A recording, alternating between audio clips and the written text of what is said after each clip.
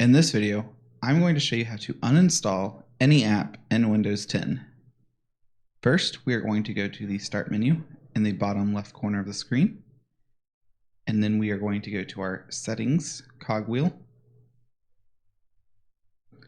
Under our Settings, we are going to go to Apps,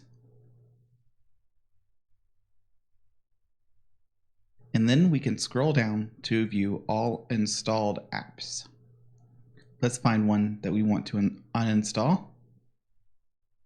We can do Microsoft Solitaire Collection.